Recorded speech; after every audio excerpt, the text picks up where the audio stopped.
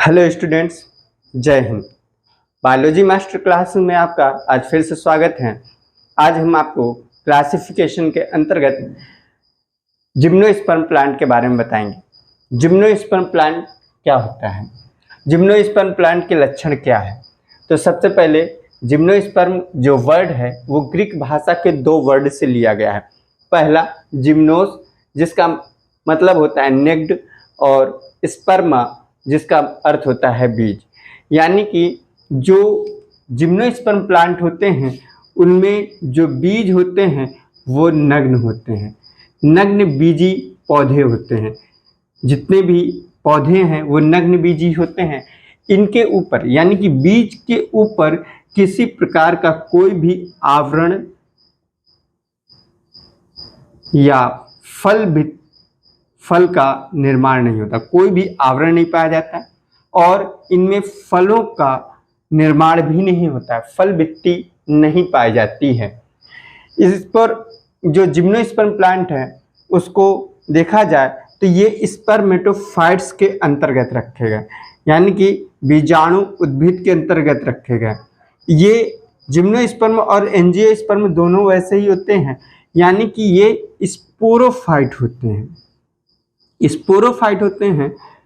इसमें स्पोरोफाइट का मतलब है कि जो मेन प्लांट होता है वो डिप्लॉयड यानी कि द्विगुणित होता है, टूयन फॉर्म में होता है। मुख्य पौधा जो है मेन प्लांट ये द्विगुणित होता है यानी कि टूयन होते हैं, इसीलिए इसे स्पोरोफाइट प्लांट भी कहते हैं।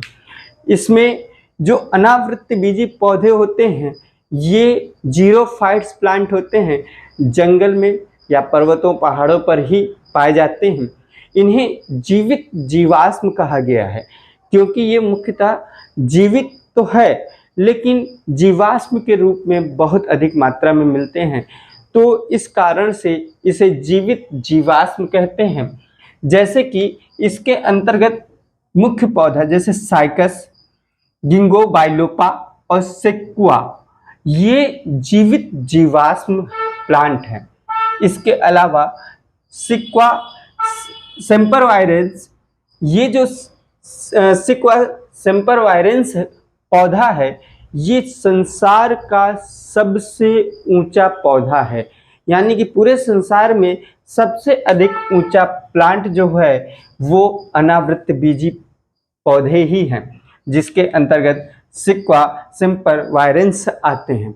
और इस अनावृत्त बीजी पौधे के अंतर्गत जो सबसे छोटा अनावृत्त बीजी पौधा है वो जेमिया पिग्मिया। जेमिया पिग्मिया जो है ये सबसे छोटा अनावृत्त बीजी पौधा है। और इसके बाद हम आपको इसके मुख्य लक्षण यानी कि जो इस अनावृत्त बीजी पौधे हैं उसके मुख्य लक्षण की बात करते हैं। और एक बात और है कि जो अनावृत्त बीजी पौधे हैं इसकी जो जातियां हैं वो ज़्यादा तो नहीं पाई जाती, लगभग 700 ही जातियां हैं, यानी इनकी जो जातियां हैं वो 700 ही हैं, इससे अधिक नहीं लगभग। और इनमें इसको जीवित जीवाश्म भी कहा गया।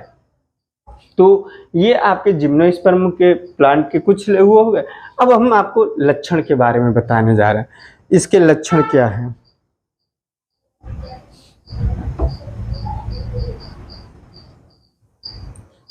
तो अब हम आपको अनावृत्त बीजी पौधों के लक्षण के बारे में बताने जा रहे हैं।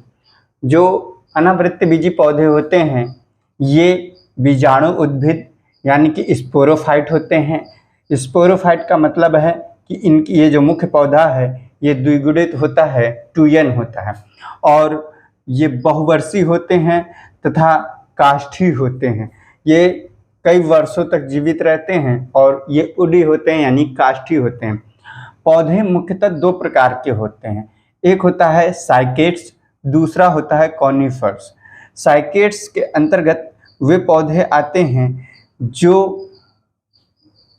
जिसके तने जो होते हैं वो अशाखित होते हैं या बहुत ही कम शाखित होते हैं, जबकि पत्तियां जो सल्की पत्तियां होती हैं वो छोटी होती है और सामान्य पत्तियां जो होती हैं ये बड़ी सरल अथवा संयुक्त होती हैं। कॉर्निफर्स के अंतर्गत शंकुधारी, कॉर्निफर्स यानी शंकुधारी, इनका जो मुख्य पौधा होता है वो शंकु के आकार के जैसा होता है। शंकुधारी होते हैं और अधिक शाखित होते हैं तथा पत्तियां जो होती हैं वो छोटी होती हैं। कॉर्निफर्स जो शंकुधारी पौधे होते हैं, मुख्य पौधा जो होता है शंकु के आकार का होता है और अधिक शाखित तथा पत्तियां छोटी होती हैं। ये जीरोफाइट नेचर वाले होते हैं, जीरोफिटिक नेचर के, यानी कि मरुद्भिद नेचर के होते हैं। ये पहाड़ी क्षेत्रों पर होते हैं, जंगलों में होते हैं। तो इनमें क्या होता है, ये जीरोफिटिक नेचर मरुद्भिद पौधा होता है। और इसके अलावा ये जो होता है इसमें स्टोमेटा यानी कि रंध्र जो होते हैं वो पत्तियों में धंसे रहते हैं। स्टोमेटा पत्तियों में धंसे रहते हैं। इनमें जो अगर इनका टीएस पौधे का किया जाए, पत्तियों का या फिर तने का, तो इसमें क्या होता है कि जैसे तने का देखते हैं तो सबसे पहले ऊपर की जो लेयर होती है उसको एपिडर्मिस कहते हैं। एपिडर्मिस के ऊपर एक क्यूटिकल का लेयर पाया जाता है। जैसे ये हम अगर संरचना बनाएं तो यहाँ पर ये आपका एपिडर्मिस है। एपिडर्मिस, हाइपोडर्मिस, इंडोडर्मिस, पेरीसाइकिल, ये सभी लेयर होती है जब टीएस करते हैं। तो इसके ऊपर एक पतली सी लेयर पाई जाती है जिसे हम क्यूटिकल कहते हैं। क्यूटिकल यानी कि उपत्वचा भी कह सकते हैं। इसमें जाइलम ऊतक जो होता है, जाइलम ऊतक, इनमें वेसल्स यानी कि वाहिकाएं तथा फ्लोएम ऊतक में कंपेनियन सेल जिसे सहकोशिकाएं कहते हैं, इनका अभाव होता है। अनावृत्तबीजी में जाइलम ऊतक में वेसल्स तथा फ्लोएम ऊतक में कंपेनियन सेल का अभाव होता है। लेकिन जो अनावृत्तबीजी पौधे में जो विकसित पौधा होता है, विकसित पौधे के अंतर्गत जो ऑर्डर है, ऑर्डर गण निडेल्स, निडेल्स जो होते हैं ये अधिक विकसित पौधे होते हैं। निडेल्स के अंतर्गत आने वाले जो पौधे होते हैं, ऑर्डर निडेल्स के अंतर्गत आने वाले जो पौधे होते हैं, जैसे कि इफेड्रा, निटम तथा विल्विचेरिया, ये तीन मुख्य पौधा है। ये अनावृत्तबीजी का सबसे अधिक विकसित पौधा होता है, जिनमें चारों प्रकार के ऊतक, जाइलम और फ्लोएम में चारों प्रकार के ऊतक पाए जाते हैं। इसके बाद पौधे में क्या होता है कि जो जननांग होता है वो एक लिंगी शंकु का अवभव बना हुआ होता है, एक लिंगी शंकु के बने हुए होते हैं। अब जननांग प्राय एक लिंगी होते हैं और शंकु के आकार के होते हैं, जिसे हम कह देते हैं मेल शंकु या फीमेल शंकु। मेल शंकु जो होता है वो क्या होता है, वो बहुत सारे माइक्रोस्पोरोफिल से बने हुए होते हैं। माइक्रोस्पोरोफिल, बहुत सारे माइक्रोस्पोरोफिल से मिलकर के मेल कोन का निर्माण होता है, जबकि जो मेगा स्पोरोफिल्स हैं बहुत सारे, उनसे मिलकर के फीमेल कोन का निर्माण होते हैं। लेकिन कुछ ऐसे भी पौधे होते हैं, जैसे कि देखा जाए तो पाइनस में, पाइनस की बात करते हैं तो इसमें जो मेल कोन होता है, फीमेल कोन, ये अलग अलग शाखाओं पे होते हैं। अलग अलग मतलब शाखाएं अलग अलग होती हैं, कोन अलग अलग शाखाओं पे ही बनेंगे, और लेकिन एक ही पौधा होता है। लेकिन साइकस में क्या होता है, जो मेगा स्पोरोफिल और माइक्रो स्पोरोफिल ये अलग अलग पौधों पे बनते हैं। एक बात और है, जो साइकस है ये इसके अपवाद है। साइकस में मेल कोन का तो निर्माण होता है लेकिन फीमेल कोन नहीं बनते हैं। साइकस में मतलब कोन का निर्माण नहीं होगा, ये तनों में शाखाओं पे ही क्या होते हैं, मेगा स्पोरोफिल्स का निर्माण हो जाता है। अब बात करते हैं कि जो माइक्रोस्पोरोफिल और मेगा स्पोरोफिल की बात करें तो माइक्रोस्पोरोफिल से माइक्रोस्पोर का निर्माण होगा और मेगा स्पोरोफिल से मेगा स्पोर का निर्माण होता है। यानी कि माइक्रोस्पोरोफिल्स पर क्या होते हैं, बहुत सारे माइक्रोस्पोरेंजिया पाए जाते हैं। मतलब कि उसमें माइक्रोस्पोरेंजिया जो है उसी में क्या होता है, पोलन मदर सेल पाया जाता है। पोलन मदर सेल यानी कि ये मात्र कोशिका होती है जिससे माइक्रोस्पोर बनते हैं, इसी को हम लोग कह देते हैं पोलन ग्रेन, पराग कण।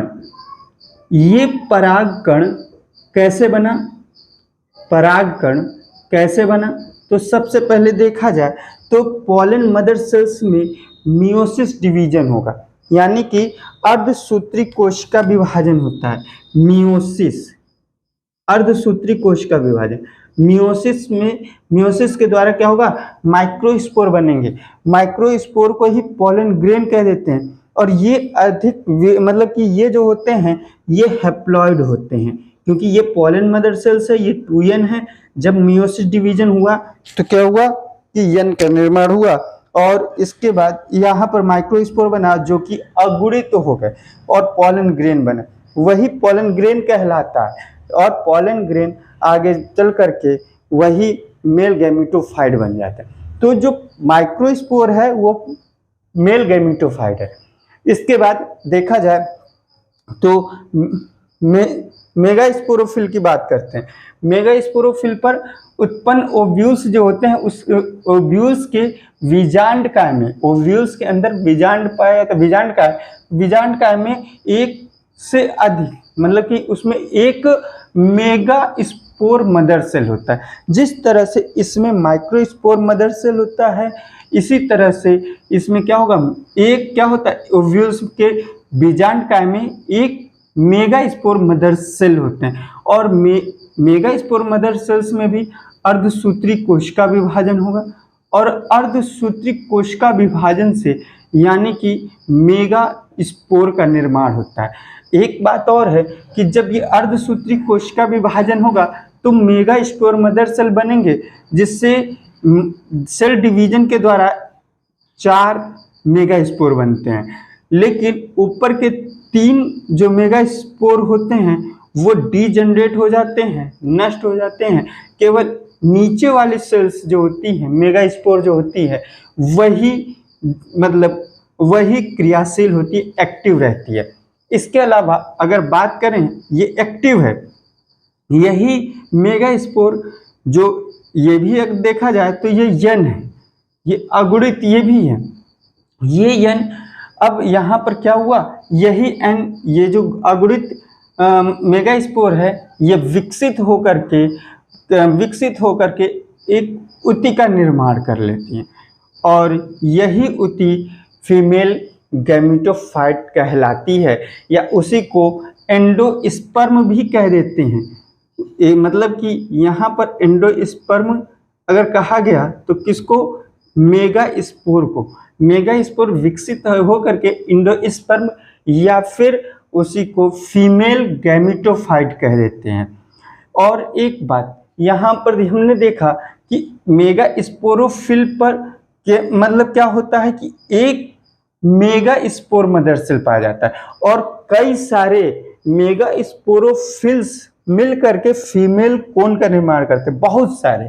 तो इसी तरह से प्रत्येक ओव्यूल्स में एक मेगा स्पोर मदर सेल पाए जाते हैं और प्रत्येक मेगा स्पोर मदर सेल्स प्रत्येक मेगा स्पोर का निर्माण करते हैं। इसी के कारण इसका जो बीज होता है वो मतलब कि इसमें बहुभ्रूणता पाई जाती है, बहुभ्रूणता होती है। लेकिन बहुभ्रूणता पॉलीएम्ब्रियोनिक, बहुत सारे एम्ब्रियो का निर्माण होता है, लेकिन प्रत्येक बीज में केवल एक ही एम्ब्रियो पाया जाता है। जितने भी बीज होते हैं, बीज में एक ही भ्रूण पाया जाता है, बाकी सब नष्ट हो जाते हैं। केवल एक बहुभ्रूणता पाई जाती है, लेकिन लास्ट में क्या होता है, केवल एक ही भ्रूण पाया जाता है। इनमें परागण वायु द्वारा होता है। पौधे तो जो होते हैं मेल एंड फीमेल वो अलग अलग भी हो सकते हैं और एक भी होता है, तो एक ही पौधे पर मेल और फीमेल वो शाखाएं पाई जाए या फिर अलग अलग पौधा पाया जाता है, जैसे साइकस में। तो इसमें जो परागण होता है ये वायु द्वारा होता है। जो परागकण होते हैं वो कैसे होते हैं, तो पंखयुक्त होते हैं, उनमें पंखयुक्त संरचनाएं पाई जाती हैं। और इनमें द्विनिषेचन नहीं पाया जाता है। द्विनिषेचन यानी कि ये जो लक्षण हैं ये आपको आगे आने वाले वीडियो में बताएंगे। ये केवल एंजियोस्पर्म में पाया जाता है द्विनिषेचन, बाकी किसी में नहीं पाया जाता है। और द्विनिषेचन न होने के कारण ही इनके जो बीज होते हैं वो नेक्ड होते हैं, इनके ऊपर किसी प्रकार का कोई आवरण नहीं पाया जाता, केवल द्विनिषेचन न होने के कारण इसमें बीज के ऊपर कोई भी आवरण नहीं पाया जाता है। ये आपको हमने क्या बताया, तो जिम्नोस्पर्म के बारे में मुख्य विशेषताएं बताएं। आज के लिए अब इतना ही, आगे नेक्स्ट वीडियो में फिर मिलेंगे, तब तक के लिए धन्यवाद। जय हिंद।